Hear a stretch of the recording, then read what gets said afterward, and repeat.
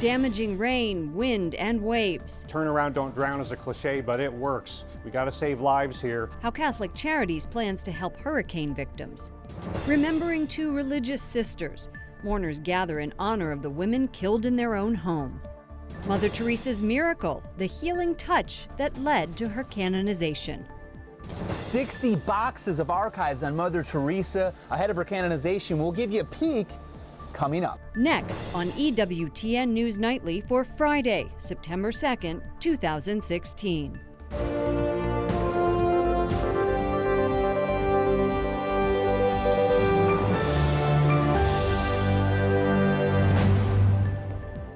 Hurricane Hermine makes landfall in Florida, bringing heavy winds and rain. Now the hurricane turned tropical. Storm moves up the East Coast, threatening to flood several states. Good evening, and thank you for joining us. I'm Lauren Ashburn. Hurricane Hermine cuts power off to thousands of homes and causes extensive damage. Wyatt Goolsbee says Catholic Charities is already stepping up to help. Lauren, Catholic Charities chapters throughout Florida have been working to get bottled water and food to those directly impacted by the hurricane, but even that has proven to be a challenge, with downed trees and floodwaters blocking many roads.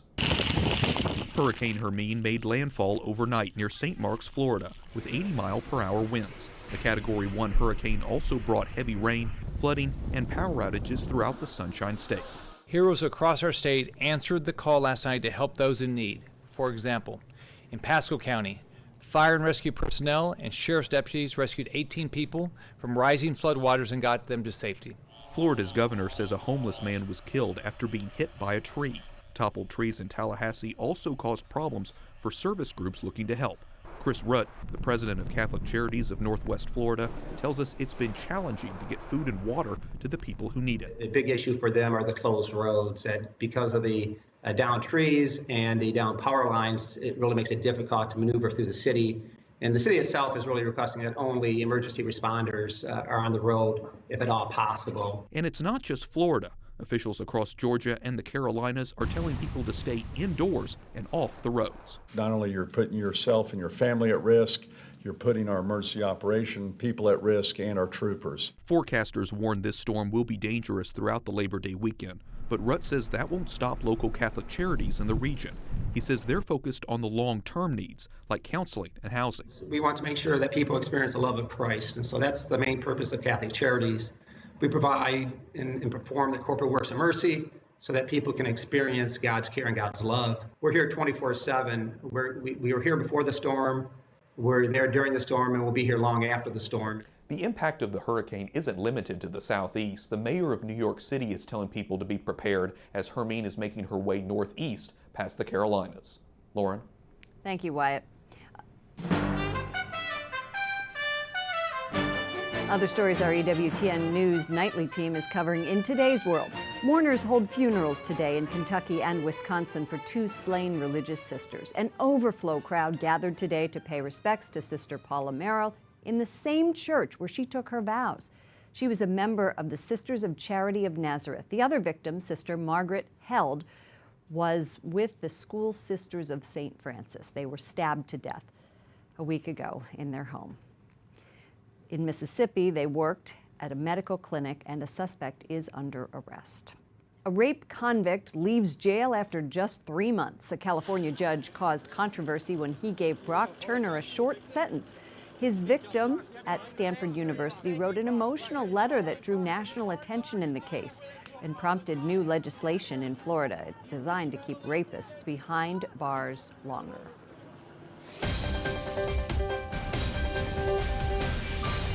In a rare step, the FBI publishes scores of pages about confidential interviews with Hillary Clinton. The interviews are from the recently closed investigation into her use of a private email server. The documents include technical details about how her basement server was set up, and the FBI had recommended against prosecution in July. The Justice Department then closed the case. Statement on Hillary Clinton's FBI records say that it is going to be released in October. In a reversal of previous policy, the State Department will release logs of Hillary Clinton's meetings as Secretary of State before Election Day, most likely in mid-October.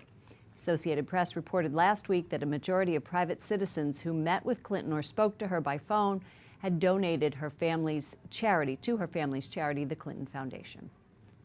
And Donald Trump held a roundtable in Philadelphia with African American leaders.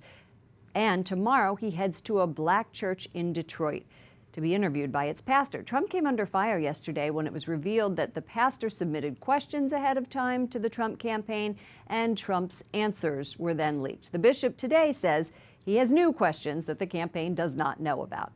Bishop Harry Jackson Jr., no relation to the bishop that he will be meeting tomorrow, is senior pastor of Hope Christian Church and a member of the Trump's campaign Evangelical Executive Advisory Board. Welcome to our program. Thank you, Lauren. Good to be with you. Thanks for joining us. You know, it's difficult for many to understand how African Americans can support Donald Trump when he hasn't really talked to the African American community until recently. Does that bother you? No, it doesn't. We have been suffering from being ignored. In a manner of speaking, we've been in an adulterous relationship, if you will, with the Democratic Party. They come to our door at midnight wanting what they want, the way they want it, and then we don't get any flowers, don't get any dinner. So I think we need someone on the Republican side to finally say, we're coming at your vote, here's what we're going to do. And the politics of grievance, saying that people know how we feel, that's just not enough. But his support among the African American community is less than 5%, historically as low as it goes. What do you see in Donald Trump that others don't? Well, I think people will see practicality, problem-solving orientation, a willingness to confront problems. I believe that's what they're going to see. Also, education, dealing with returning prisoners from jail, and also jobs in the hood are three areas where his policies will zero in, and those things could make a difference for us. And what do you expect to come out of this meeting tomorrow in Detroit? Well, I think more awareness. Many of us have been encouraging Mr. Trump to spend more time in communities of color, and I think that that's going to be helpful for him, so people will see that he has a heart of compassion as well as some practical solutions. Okay, Bishop Harry Jackson. And you, I want to make sure I clarify that you're a bishop within the Pentecostal Church, not the Catholic Church. Yes, right? ma'am. Okay, thank you so much for joining us. Thank you very much. The presidential debate moderators have been chosen. The first is on September 26th, and it will be Lester Holt from NBC. Elaine Quijano from CBS will moderate the vice presidential debate. The second debate will be co-hosted by Anderson Cooper of CNN and Martha Raddatz of ABC. Chris Wallace from Fox will moderate the last debate in Las Vegas. And in other news across the pond, as they say, the Vatican prepares for a major event this weekend. Mother Teresa's canonization. 100,000 tickets have already been distributed for Sunday's Mass. And we are going to bring you a superhero-sized story next. It features the Incredible Hulk, Mother Teresa, at Catholic University. Jason Calvi reports on the unusual pairing and other rarities from the archives of the saint. Deep in the archives of Catholic University of America, hundreds of letters. She writes in very nice cursive. From Mother Teresa. You'll see that she's just writing everywhere on the margins, and oftentimes going back and rewriting at the top. They're now relics since the thrifty hands of a saint touched them. Surprised at first and kind of, should I be touching this? What's the process for this? I don't even know what to do about this. But there were many more surprises for the archive's Shane McDonald. I open a folder, and there facing me is a letterhead with the Incredible Hulk in it. Turns out Marvel printed a Mother Teresa comic book. Does she team up with Spider-Man or something? No, but instead it sketches her life. McDonald also discovered a burlap sack of coins. Is this pirate's treasure? What's going on here? The United Nations put them out for the 1975 International Women's Year. Since 1985, the Catholic University of America has been housing archives related to Mother Teresa. Come on inside. 60 boxes the school's been going through for the last 3 years are now ready for you to check out. American Eileen Egan donated about a third of the collection. In Mother's letters, she asks for help and shares her worries. She knew how to speak to the public and bring inspire people. But so many of the letters indicate that I just don't want to go talk to this crowd. I don't, I'm nervous, but if it's God's will for the greater glory of God, I'll go do this. But those little vignettes where you see kind of things, these humanizing details that sometimes we miss when we think of saints, like, well, yeah, she also has to worry about getting a passport and all these little details. Egan ended up writing a biography of her lifelong friend, and now a new generation picks up the story. It shows, we can all help with it, and there's a lot of ways we can help and do this good work. Following in the footsteps of one we'll soon call a saint, a real-life superhero. Jason Calvi, EWTN News Nightly. Mary Shovlin joins us from Rome. What an exciting time to be there. Tell me what all the events are leading up to Mother Teresa's canonization. Hey, Lauren. Well, actually, we're coming to you today from the set where EWTN is going to be broadcasting over the next 3 days. We have events leading up to the canonization. People are visiting and venerating relics this evening in St. John Lateran Basilica. Tomorrow, Pope Francis in St. Peter's Square, just behind me, will be leading a catechesis for this Jubilee for Workers of Mercy.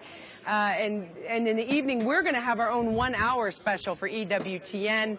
And then on Sunday, we're going to go live before the canonization and live after, and the same on Monday for the Thanksgiving Mass. So you don't want to miss it. Make sure you tune in for all of it over the next 3 days. One of the questions that people are asking here in the United States is, how did she become a saint? What was the miracle? We were honored to sit in a press conference today and hear from the man who was healed, whose healing led to the canonization of Mother Teresa. So it's Marcílio and his wife Fernanda. They're both from Brazil. He had abscesses on his brain. He was not going to make it. And his wife actually was the one who started praying to Mother Teresa of Calcutta. A priest that had prepared them for marriage gave Fernanda a relic of Mother Teresa. She placed it on her husband's head, and the healing was immediate. Not only were the abscesses gone, but scars from previous surgeries to remove those abscesses were also gone. So a complete healing, which happened back before, I think in the year 2007, it just came to light during this year of mercy. So they're seeing it very much here as providential that it happened during this year of mercy. And you've looked at her life this weekend and through the past weeks preparing for this. What inspires you, Mary? I've spoken with her postulator. I've spoken with the current head of the Missionaries of Charity, so Mother Teresa's successor. I've spoken to the priest that she co-founded, that order of priests for her order. She very much wanted priests in the Missionaries of Charity. So in talking to all of these people, they're most impressed, yes, with her service to the poor, yes, for her generosity, but she lived in a complete darkness, spiritual darkness, which means she felt no consolation from God. So this woman, who is an icon of God's love and God's mercy, was getting no consolation from God for herself. So it was really digging deep into her own reserves of charity to give all for Jesus, and that's what struck me most about her life. Mary Shovlin joining us from Rome. Good luck this weekend. We'll be watching. Thank you, Lauren. As Mary said, EWTN is planning a weekend full of special coverage. Go to our website, click on the Blessed Teresa of Calcutta banner. That's EWTN.com's homepage, and you can find a complete list of programs. Coming up, disease-carrying mosquitoes threaten billions of people around the world, where they've already been located in America. And the dangers of pornography, an unlikely duo that's trying to raise awareness.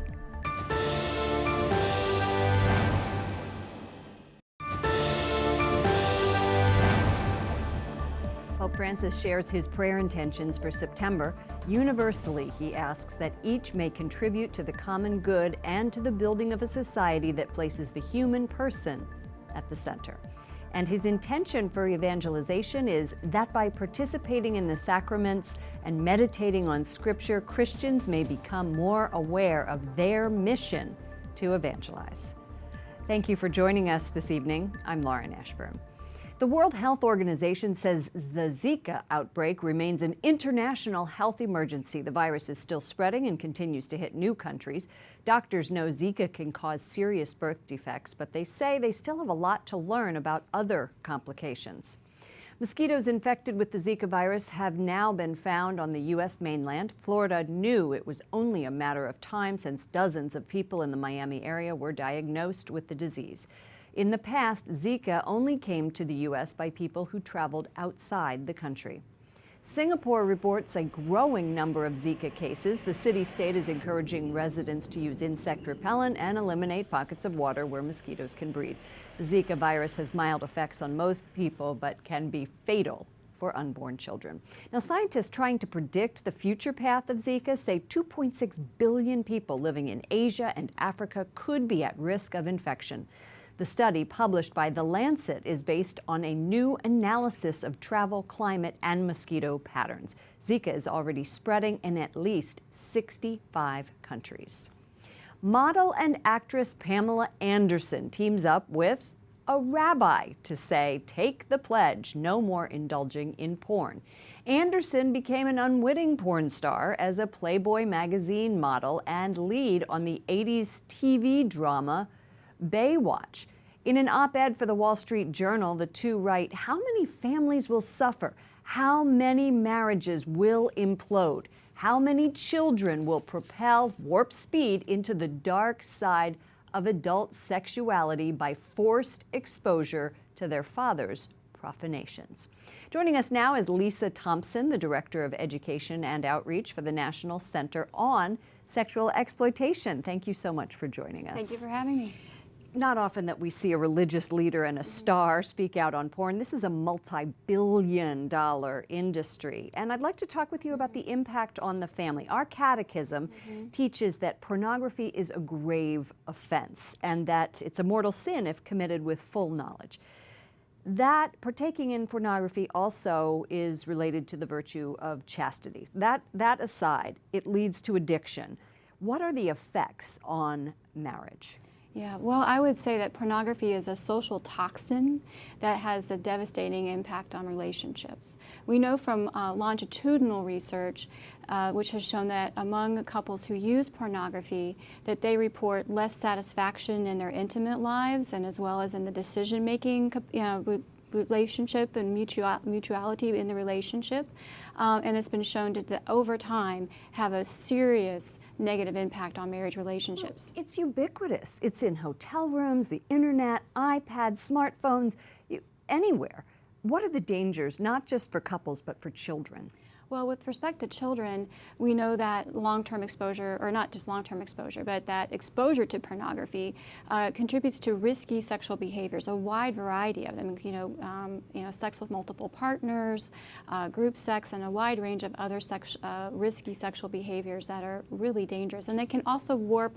It's shaping their sexual templates and their appetites for the future, and it's unfortunately serving as the de facto sexual education for children.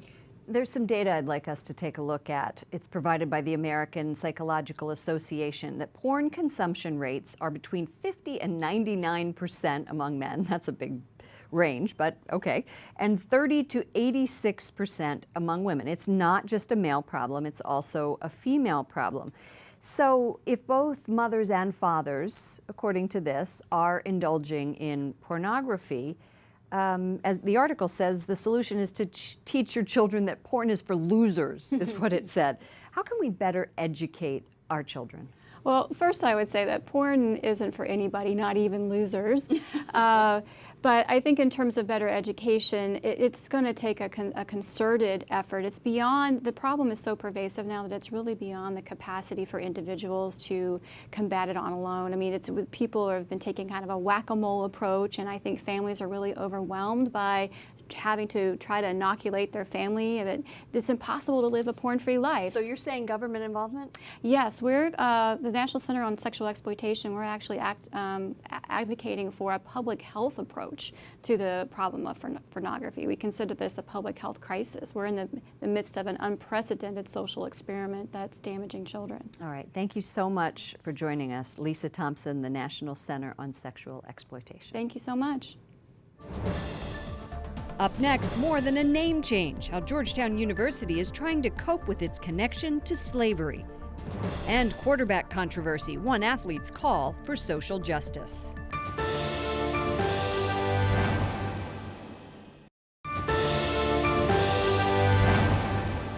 Trust in the Lord and do good, so you will dwell in the land and enjoy security. Take delight in the Lord, and he will give you the desires of your heart. That's from today's responsorial psalm. Thank you for joining us this evening. I'm Lauren Ashburn. The country's oldest Catholic college makes changes after it revealed its connection to the slave trade. Georgetown University now plans to give the descendants of slaves priority for admission. Father Matthew Carnes was on the working group that recommended the changes. He joins us now from Georgetown University. Thank you for joining us. How did this all come to light, Father? About a year ago, we reopened a dormitory on campus that had previously served as the Jesuit residence, where the Jesuit priests on campus lived. And when we did so, people started to look at the name of the building. Most people had just called it the Jesuit residence, but it actually bore the name of a Jesuit priest, Thomas Maletti, who had been president of the university in the 1830s and was engaged in the sale of a large number of slaves that belonged to Jesuits, 272 slaves. And so the president of the university, President DeGioia, used the occasion of reopening the building to help us think about the history that was involved here, and especially the relationship that the university bore to this particular sale of slaves and then to the larger institution of slavery. And what are the recommendations that you made? I know that you're changing two buildings' names to reflect slaves, to reflect a slave and a woman who was a teacher who taught African Americans. What else are you doing?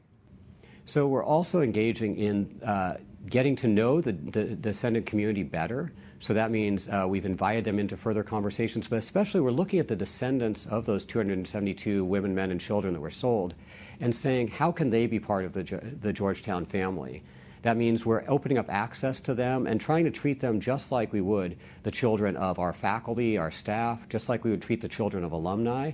And that means we'll be looking for ways for them to become admitted to Georgetown and to come here as students. And tell me, what has been the reaction in the community, especially on campus? You know, on campus, the reaction has been overwhelmingly positive. These are difficult conversations, but students, faculty, staff have appreciated that we've done it with a humility, with a sensitivity, with a willingness to listen and to grow, and to do it as scholars. You know, that's what we do in universities. But we've also drawn on the best of our Catholic tradition, and that's been something that's drawn people in, and it's been an overwhelmingly positive response. Thank you so much for joining us, Father Matthew Carnes from Georgetown University. Yeah, happy to do it. NFL quarterback Colin Kaepernick has some company as he continues his silent protests during the playing of the national anthem. Teammate Eric Reed joined the San Francisco 49ers player as he dropped to one knee during the Star-Spangled Banner. Kaepernick says he's trying to draw attention to the killings of African Americans by police. Doug Eldridge is a sports agent, PR specialist, and managing partner of the DLE agency. Doug, isn't this just a stunt? It might be easy to think so, but I think really Colin's trying to make a societal statement. But from the outset, it's important to note there's a difference between wrong and incorrect. Wrong imbues some level of subjective judgment, right? Even perhaps a moral imperative. By contrast, incorrect is more black and white. All right, the answer is correct or incorrect. In this case, he's not breaking an NFL regulation because there's not a rule in place requiring players to stand during the anthem. So while many might feel this is wrong, it's not technically incorrect. You're a son of a decorated Vietnam veteran. What does it mean to you that he is sitting and kneeling at the national anthem and not honoring our country? Well, I think if anybody can probably appreciate the complexity and dichotomy of this situation, it's me, right? Because on one hand, as you mentioned, I'm the son of a patriot. My dad was a Vietnam veteran. My mom is the president of the Gold Star Wives. She's an Arlington lady, so my mom actually stands graveside and welcomes the families of fallen men and women in service while they're laid to rest in Arlington, where my father's actually buried. On the other hand, I am an NFLPA certified agent. I do represent athletes. My phone is buzzing in my pocket. I was going to say, this as is a we tough speak, needle to thread. And Let's hear it. I write speeches and floor statements. So my point is I have objectivity and perspective on the situation. On the one hand, when it comes to timing, there was some questionable things here. Number one, it was the final preseason game of the year. It was Military Appreciation Night, and it was in San Diego, right, where huge military presence. Not only that, but the first regular season game of the year is the 15-year anniversary of 9/11. On the positive side, though, for Kaepernick, on the positive side, last night he said he was going to be pledging $1 million of his salary this year to social issues and groups that he identified with. Secondly, he spoke to every single reporter there who was ultimately telling his story. Now, where is this ultimately going to fall? None of us know. But here's what's important. Number one, irrespective of how we feel, he's not technically breaking a rule, but it's important to hear the message. And my concern is that whatever merit is underlying his message is going to be lost in the delivery, because as we were all raised, it's not always what you say, it's what but you how do. you Right, say how it. you do it. Thank you so much, Doug Eldridge, a sports agent. Thank you for joining us. And for the EWTN News Nightly team, I'm Lauren Ashburn. We leave you with a view from the Vatican, where they're preparing to canonize Mother Teresa. Good night, and God bless.